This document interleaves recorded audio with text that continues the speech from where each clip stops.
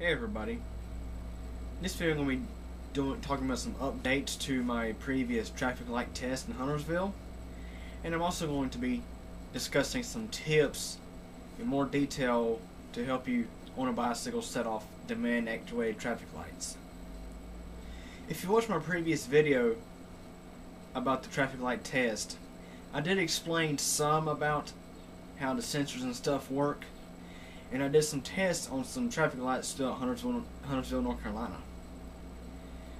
There was 2 lights that I tested that failed. Well, one failed, one was unsatisfactory. It would still somewhat work, but anyways. Here we're looking at 2 different traffic lights on Gilead Road in Huntersville. This is a light at Bourne Street. It originally got an F because it did not change properly. And I also noticed vehicles waiting in these left turn lanes, and they would just be sitting there forever and ever. One car had to run a light because it wouldn't change. But anyways, this light is now fixed. They fixed it a couple days ago. I was out riding my bike and I pulled up to it, changed immediately. I tried all the other lanes, the left turn signals, as well as the crossroads, and didn't have a single problem at all. I did have a little bit of issue finding the sensor, which I'll get on that here shortly. This light here at Reese Boulevard and Gilead Road, I would give it an A- because there are certain sensors on at this light that are kind of weak, I should say. Not necessarily a sensitivity problem, it's dead spots in the sensor. A good example will be, I'll go ahead and pull up here in the street view. Here we're looking at a quadrupole sensor. This is the specs on the website. Turn it sideways, get a better idea. This is a quadrupole sensor. The center area is your most sensitive part for bicycle detection. Surprisingly though, this particular sensor here had a dead spot. Pull it up in the center spot, light will not change. Though I moved my bicycle over to this left wire, the light changed. So it required some playing around trying to figure out the sensor. Now I'll be talking about some tips and techniques on getting demand actuated lights to change if you're having trouble with a bicycle or motorcycle or whichever. Sometimes there'll be an occasion to where you'll have a sensor that won't work, as I explained earlier. This light here at Stumptown Road and Statesville Road happens to have a dead sensor. It is a bit too weak for bicycle detection. We'll pull back out of street view. You can clearly see the sensor here. It's a quadrupole sensor. I can pull up on this sensor and the light will not change. However, I figured out pulling over here to this little loop sensor here for right turn, I just pull it right up here, the light will detect me and it will change. This is one of the tips that will help get the light changed if you're having trouble.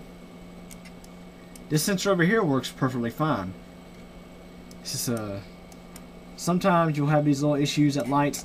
Now I'll be talking about a more common issue that you'll tend to have at demand actuated lights. This is the light. Matter of fact, this is the light at Bourne Street and Gilead Road. As you can see, the sensors were paved over. This light was fairly new and was installed when the road was being widened here. So the sensors were paved over in the process. Going to street view here, this is showing an example here. As I noted earlier, I stated that I had to do a little bit of fiddling around to get this light to change here, the left turn signal, because I could not find the sensor. However, if you take a careful look, you might be able to see there's a line here. Not sure if you can really see it in street view or not, but the quadrupole sensor here was placed a little off center. It's more or less over here. The center wire is like over here rather than there. It took a little while to figure out, but I moved my bicycle around a bit, eventually found the center wire, and the light changed immediately. This is one practice that can that you have to take sometimes if you can't get the light to change. I recommend doing this when there's not much traffic around, because you probably don't want people to be wondering what you're doing.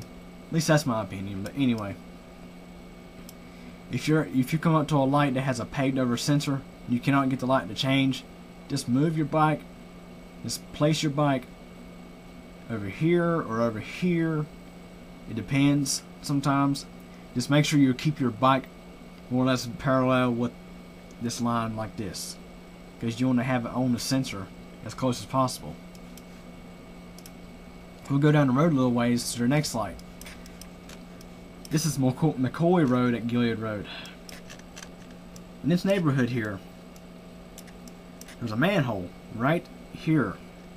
So they couldn't install a quadrupole sensor. They had to install what's called a dipole sensor. The older style, which is more or less just a simple loop that goes throughout the lane. It took me a little while to figure out exactly the best spot to place my bike to get the light to change.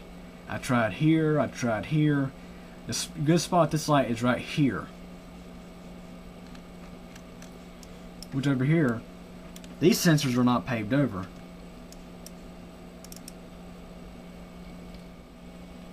As you can see, more quadrupole sensors. This one here works perfectly fine. Pull the bicycle up on the center line. The light detects you. One more thing I should note. Not all lights change immediately when you pull up on them. A lot of them will have delays due to traffic, or just have a time delay before they'll change for just different reasons and stuff. So don't be alarmed if the light doesn't change immediately when you pull up to the lane. If you ever come across a light that will not change for you whatever you do, no matter what you do, you should report that light to your local DOT, city, or whichever is responsible for the light. Any questions, let me know.